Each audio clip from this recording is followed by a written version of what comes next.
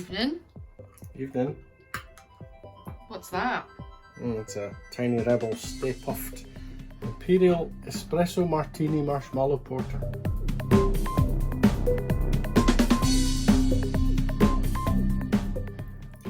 Wow, it sounds fancy. It's half a fancy, but we've only got the A can. So poor hoose.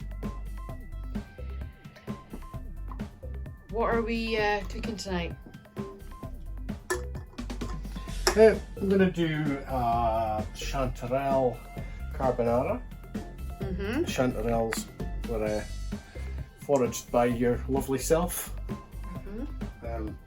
So I'm going to give that a bash. Nice, simple, easy, and we're going to do a special made version of a garlic bread pizza base. So yeah. So what do you need for this meal? Food. Right, so we have a small amount of garlic. We have some pancetta, some large Scottish free-range eggs, English free-range eggs, Welsh free-range eggs, and Northern Irish free-range eggs are totally acceptable. We've got some butter, sea salted Brittany butter from the northeast of France, Brittany being a Celtic region of France. Some olive oil, Kunsel salt, fancy salt and fancy pepper, a gluten-free pizza base, gluten-free spaghetti, and got some parsley. And of course, as you can see here, we've got this lovely chanterelle mushrooms.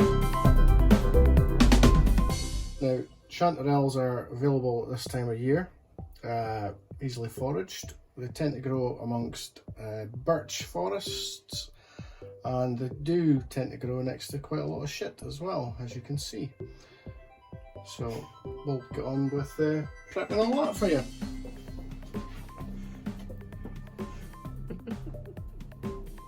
Right, so the first thing we're going to make is our garlic butter. So you need half of this parsley, butter, and some of the garlic. So I'm going to keep back 2 cloves of garlic just for the pasta, which is not a lot when it comes to me. Now your parsley, you want to give it a good wash, which I have, and then in a tea towel, roll the tea towel up and just give it a wring out, which I've already done, but yeah, I want to give it a good wash. So, your butter, you want to have it at room temperature, ideally.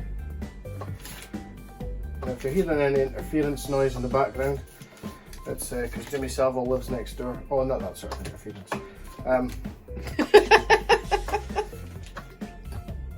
It's this pan of water heating up. So yeah, obviously you need to boil pasta, you need a pan of boiling salted water.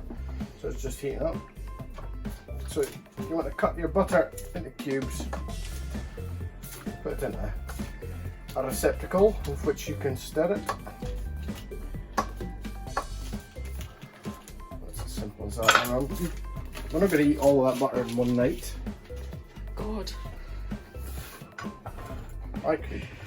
And so you just want to soften it down by beating it with your wooden spoon.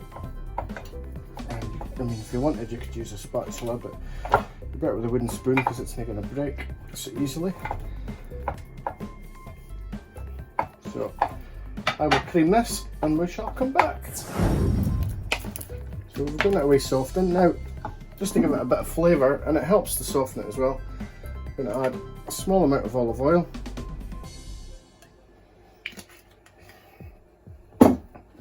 And you want to mix that in as well. And some pepper.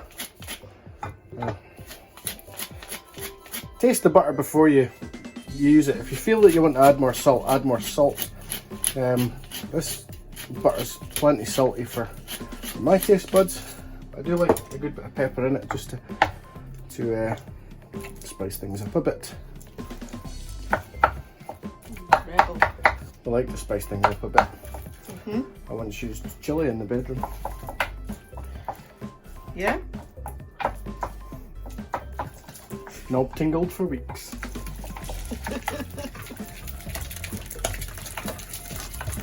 Sounded a bit like that. Right, so I've got a microplane grater, so I'm going to grate this garlic. You could chop it really finely if you wanted, but I'm going to grate this. So I've got a good 7 or 8 cloves. So we'll come back once I'm done. So, don't worry, I don't have calluses. I'm not shaving my hand skin into. You've just used your feet on that. It was actually, Oops, it was sorry. actually my knob. Oh. That's where we got the parmesan from. Helmet Dill. Brimula.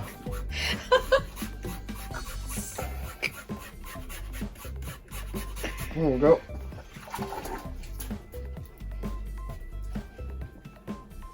So, all that garlic. If you wanted to use lazy garlic, by all means, do so. But I didn't. If you want to add more garlic or less garlic, it's up to yourselves. You do want to have plenty of garlic in there. Just put that in the fridge, in the sink even. And I'm going to take all of this. Now normally you wouldn't put the stalks in, like if you were cooking in a restaurant you wouldn't, but the stalks have got loads of flavour. So you want to bunch them all up.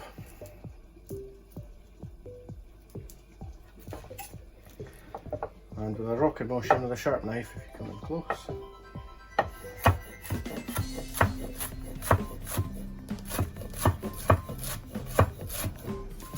See it right against my fingers like that.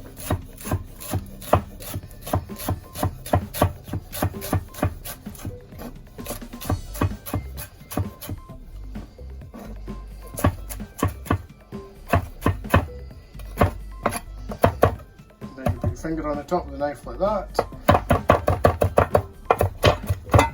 and you want to do it finer, you can. Now obviously, as you can see,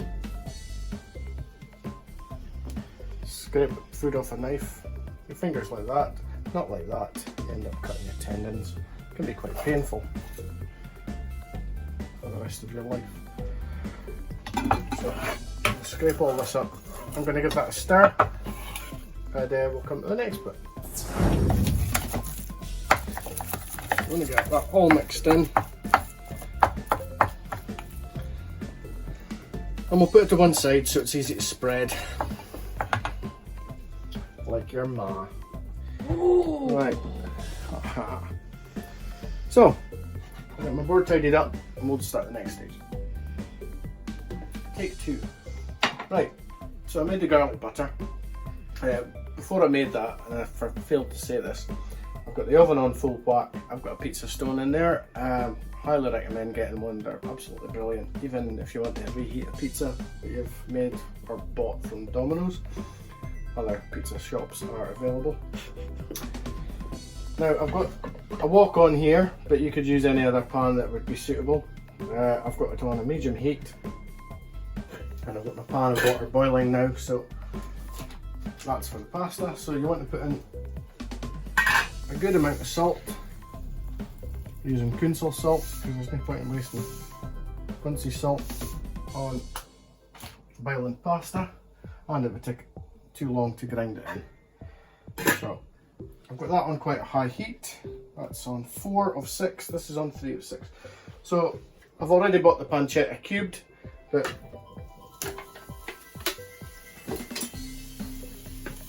if you wanted to buy it in a block and cut it, it's up to yourself what size. So I didn't put any fat in there, as you will have seen. The reason for that is there's plenty of fat in this pancetta, You could use smoked streaky bacon if you really wanted, or other types of pork, kind of ham. So while that's rendering down, you want to clean your mushrooms. Unfortunately, we're not going to get rid of all the shit. This blonde-haired clown and this racist bumble cunt here. But anyway, for cleaning wild mushrooms, you don't really want to get them wet because they'll absorb water. So a pastry brush is really handy. We'll put the shit into Nigel Farage's mouth. Makes a change, it's normally coming out of it. And then we'll just put these to one side. So, just want to make sure that there's no earth. See little bits of grass, they're not going to kill you unless of course it's poisonous grass. Don't know of any poisonous grasses. So yeah, just gently brush these with a pastry brush. Any ends, if you're worried about them, just snip them off and discard.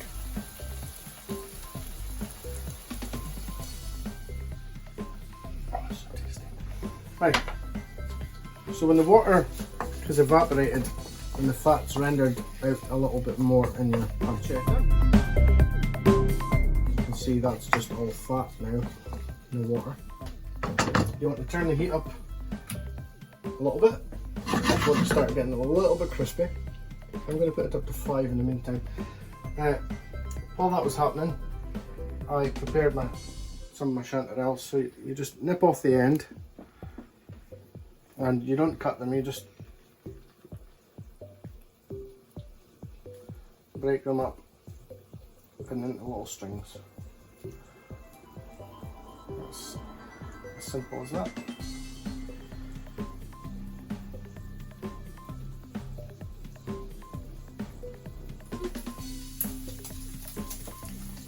Right. So we've got the pancetta up and it's starting to get a little bit crispy. So I'm going to put the water on, the water heat. And the pasta, a good way of opening spaghetti is to grip the packet like this, and it's simple. So I say there's 2 portions, first pair of garnets, probably like that. Now we tip, just twist your pasta, and when you put it in the water, it goes like that. Voila! It worked. Okay. Is that the first time you've done it? No. Turn on with it. Now, I need to talk to you about portion sizes. A bit late. Right, so we've crisped up this pancetta. Now I'm going to turn it down again. And 2 cloves of garlic. I'm just going to slice if you come in closely. Just going to slice relatively thick, about a couple of mil thick.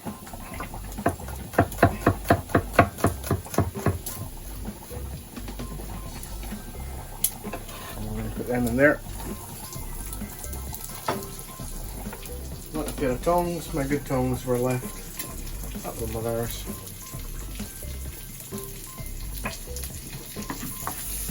Now, you shouldn't need to add any salt because your bacon stroke pancetta, whatever, is salty, but like the pepper.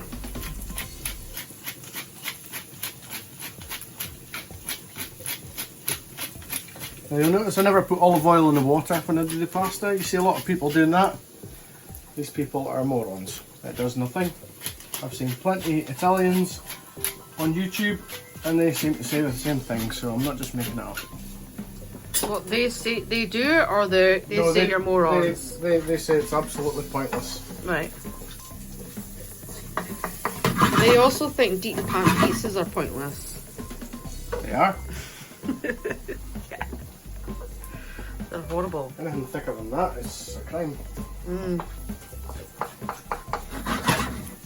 So, check the cooking instructions by all means. On this it says 8 to 10 minutes from chilled, dry pasta, chilled.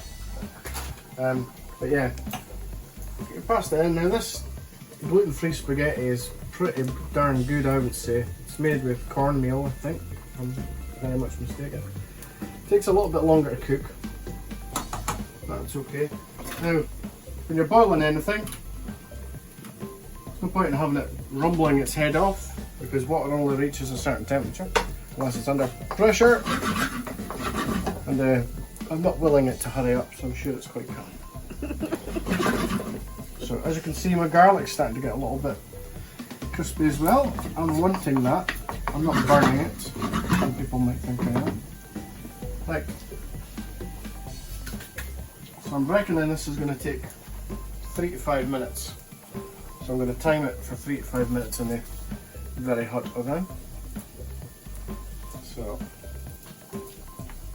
we'll come back when it's 3 to 5 minutes to go.